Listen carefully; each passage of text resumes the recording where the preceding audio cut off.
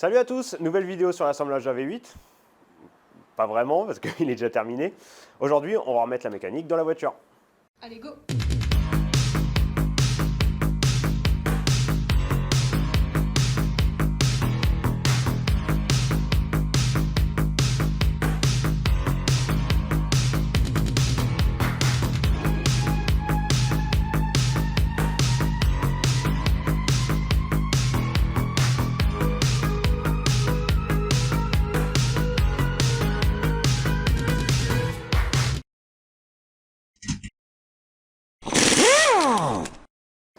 Depuis la dernière fois, le moteur a quelque peu évolué, on a installé quelques pièces dessus. Mais en fait, il n'y a rien de bien compliqué, c'est essentiellement des accessoires à l'avant, pompe à eau, alternateur, des trucs comme ça, des carters.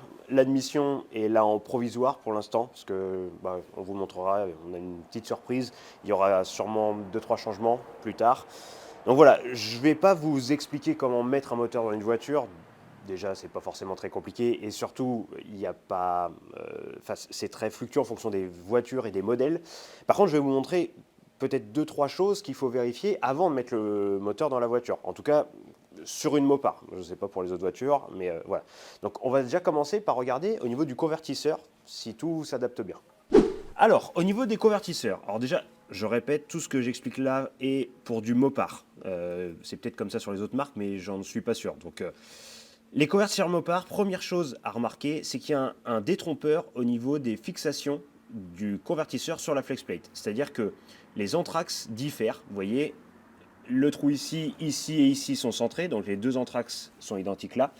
Celui-là est décentré, donc l'anthrax ici est plus petit, et celui-là, entre les deux là, est plus grand. Pour éviter d'avoir à faire plusieurs rotations du convertisseur ou du vilebrequin, quand le moteur est en place évidemment, pour savoir dans quel trou il faut mettre quelle vis, le mieux c'est de mesurer les anthrax, de repérer celui qui est décentré, de faire une marque, je ne sais pas si on va bien la voir mais j'ai fait une marque verte. J'ai fait la même chose sur la FlexPlate, ce qui fait que quand je vais mettre le moteur dedans, je vais toujours tout de suite savoir quelle vis va dans quel trou. Ça c'est le premier point. Deuxième point, il faut bien faire attention. Si jamais vous faites un coup de propre sur le convertisseur avant et que vous mettiez un coup de peinture, si jamais vous recevez un convertisseur comme celui-là avec une couche d'époxy ou un truc comme ça, faites bien attention que ce diamètre-là du centreur ici rentre en fait dans le centre du vilebrequin à l'arrière. Parce que par exemple sur celui-là, ça m'est arrivé la première fois, il y avait trop de peinture et je ne pouvais pas rentrer ce centre-là, le centreur, dans le vilebrequin. Donc il a fallu renlever le moteur juste pour enlever la peinture ici. Donc ça c'est le deuxième point. Et dernier point, quand vous achetez un convertisseur neuf ou si vous faites faire un convertisseur sur mesure comme celui-là ou si vous avez une FlexPlate différente aftermarket, vérifiez la profondeur du convertisseur par rapport à la cloche de boîte puisqu'il faut qu'il y ait un certain jeu quand le convertisseur est complètement poussé. C'est-à-dire que quand le convertisseur est complètement au fond de la boîte, il faut qu'il revienne sur la FlexPlate quand vous le fixez. Donc pour ça, il suffit de prendre une règle, coller contre la cloche de boîte, un autre réglet, mesurer la distance, et il faut qu'il y ait un jeu de entre 1/8 de pouce et 3/16 de pouce, donc ça fait en millimètres, ça doit être 3,2 et jusqu'à 4 mm 5, un truc comme ça. En tout cas, il faut vraiment que le convertisseur, quand vous le fixez, reviennent vers le vilo, excusez-moi. Si jamais vous ne faites pas ça, on ne se rend peut-être pas bien compte, mais sous charge, en fonctionnement, les convertisseurs ont tendance à gonfler. Alors, ils font ce qu'on appelle du ballooning, ils viennent s'expandre. Et si jamais il n'y a pas de jeu, en fait, le convertisseur, lui, va continuer à faire à gonfler et il va pousser tout le vilebrequin vers l'avant et vous allez mâcher les coussinets qui font le jeu avant-arrière du vilebrequin. Ça va mettre de la limaille partout. Enfin voilà, je vous fais pas de dessin, c'est une catastrophe. Donc voilà, vérifiez bien qu'il y ait ce jeu-là. C'est à peu près tout pour le convertisseur. Maintenant, il y a d'autres trucs à vérifier, mais spécifiques aux voitures, les échappements, les trucs comme ça, au niveau des clearances. Mais je pense que là, on est bon pour installer le moteur dans la voiture.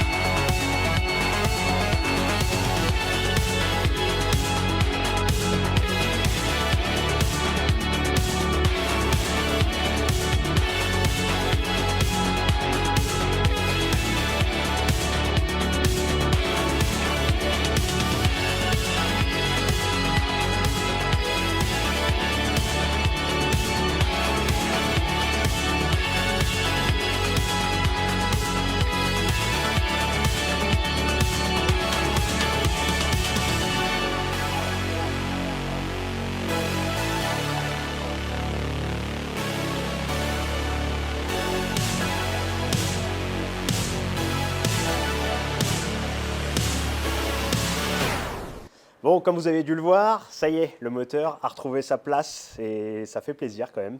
Il nous reste encore beaucoup de choses à faire, évidemment, mais on voulait s'arrêter et vous montrer une petite étape. Vous avez certainement dû déjà le voir sur Internet ou le lire, mais c'est le premier amorçage en huile, donc à la perceuse du bloc. Pour faire ça, une perceuse, jusque-là ça va. Ce qu'on appelle un prime shaft, alors là c'est un outil qui est exprès, c'est un hexagone qui rentre pile poil dans l'hexagone de la pompe à huile, on peut le fabriquer. On le met à la place de la tête d'allumeur.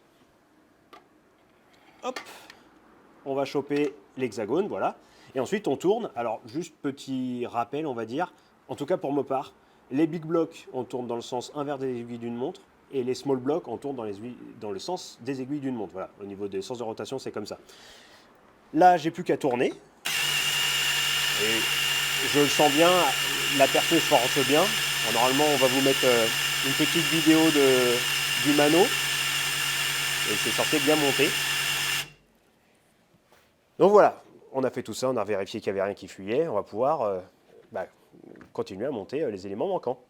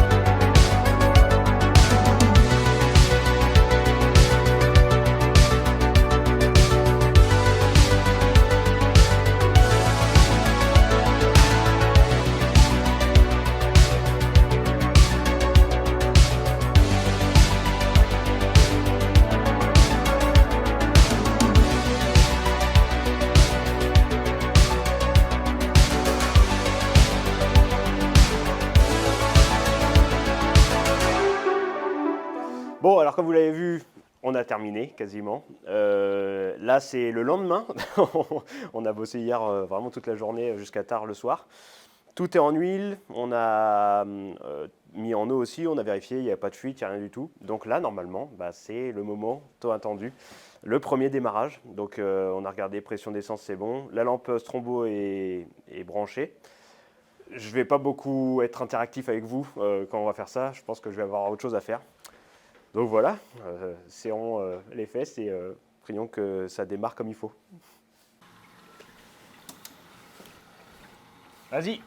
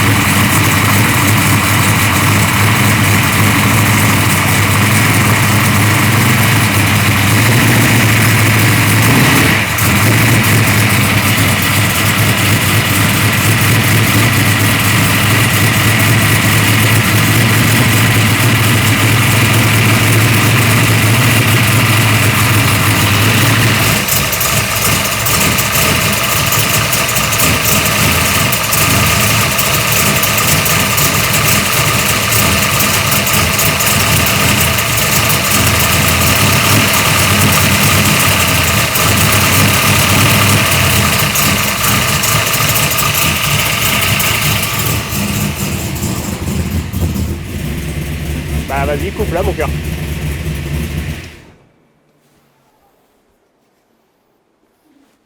Donne. Bon voilà, démarrage impeccable. Maintenant, on va se dépêcher, tant qu'elle est chaude, d'ouvrir un cache culbut et on va faire les jeux des soupapes à chaud, au moins sur un cylindre. Comme ça, quand il sera froid, on pourra contrôler au niveau des jeux s'ils sont pareils sur les autres. C'est parti ?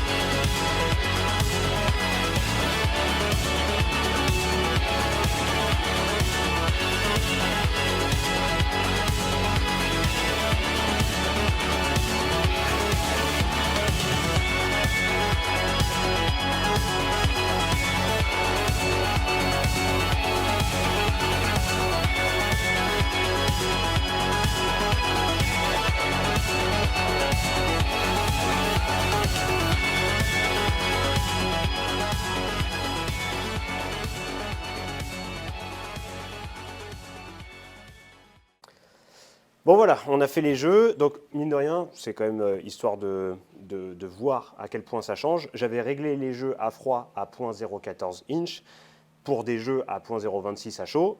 Et là, même en ayant ça, en fait, ils sont encore trop serrants. Donc la dilatation du bloc et des culasses fait qu'il faut mettre encore plus, enfin encore moins de jeux à froid pour qu'il y ait le bon jeu à chaud. Voilà, un peu compliqué, mais donc voilà. Là, on a fait juste les deux soupapes du cylindre numéro 1. Je laisse refroidir. Comme ça ne va pas avoir des changements de température le temps que j'arrive de l'autre côté. Et demain, je pense, ou en tout cas quand le moteur sera vraiment froid, je pourrai recontrôler le jeu qu'il y a sur les deux premiers cylindres et mettre la même chose sur tous les autres. Là, on a vu qu'il y avait une petite fuite d'huile. Je pense que c'est au joint spi arrière, malheureusement. Donc on va voir. Je vais regarder. S'il faut que je démonte, je démonterai. Et ça va sur la Cuda. C'est assez facile d'enlever le carter d'huile. Donc voilà, on va faire ça. Et puis peut-être qu'on vous emmènera pour un petit test routier tout à l'heure. On verra bien. Ok, bon, on a fait la vidange. Et moi, quand je démarre un moteur comme ça, ce que j'aime bien faire, c'est couper le filtre à huile pour voir à l'intérieur s'il n'y a pas des débris de coussinets ou n'importe quoi. Donc voilà, donc ça se présente comme ça. Puis ça permettra, bon, pour ceux qui n'ont peut-être jamais vu l'intérieur d'un filtre, de voir comment c'est fait. J'ai un outil exprès, parce que forcément si on coupe avec la disqueuse ou quoi, il va y avoir de l'émery. Donc c'est comme pour ouvrir les boîtes de conserve.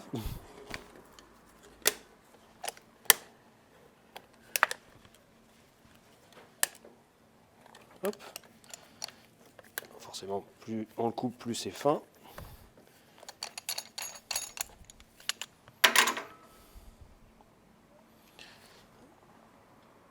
Il faut faire gaffe, c'est coupant. Attention, je vais prendre un tournevis.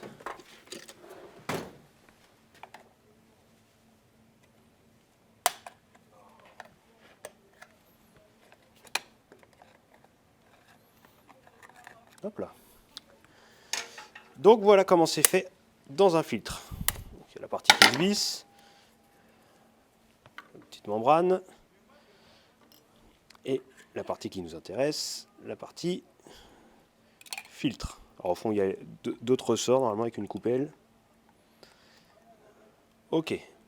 Et donc là, le but du jeu, donc l'huile vient toujours de l'extérieur, au niveau du sens de la pompe à huile, elle passe de l'extérieur, les débris et les impuretés viennent se fixer à l'extérieur et ça repart par le centre. Donc en fait là le but du jeu c'est d'écarter, je peux même casser, et de regarder si à l'intérieur, entre chaque pli du filtre, il n'y a pas de débris. Alors, je ne sais pas si à la caméra vous voyez, il y a des tout petits points, des fois un peu rouge, blanc, et ça c'est la graisse d'assemblage que je mets, donc ça c'est normal. Et voilà, je fais ça sur tout le tour du filtre. Bon, je vais commencer de la partie en métal, et puis je vérifie qu'il n'y ait pas de problème. Bon, normalement, vu comment était l'huile, ça doit aller. Voilà, on continue.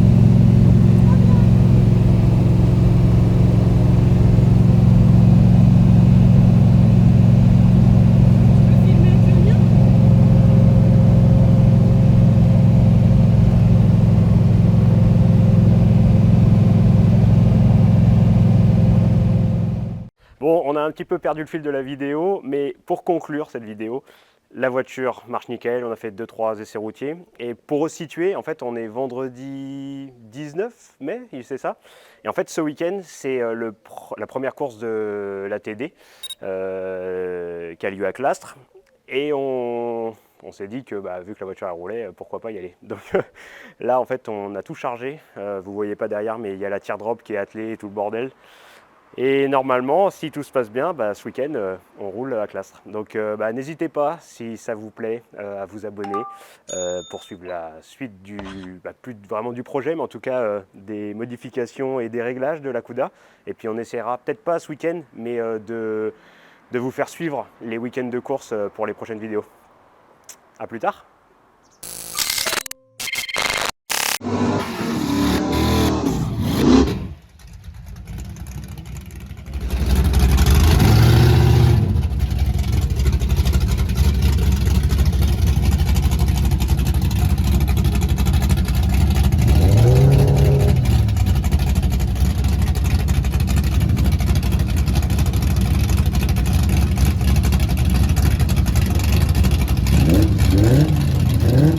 Yeah.